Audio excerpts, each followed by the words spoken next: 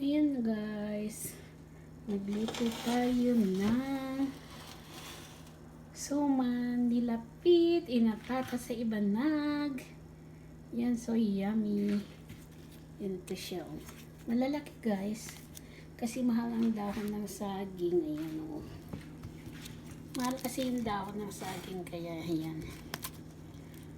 Super yummy to. Meron pa latik sa ano.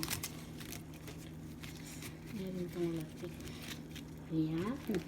Lumabas na. Ayan. Yan siya guys. So, malalaki. Yan siya. Oh. Ayan. Ang ating suman.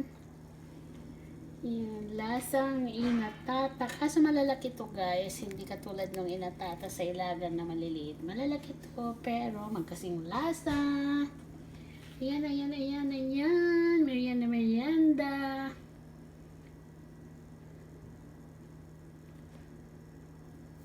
Yan na siya.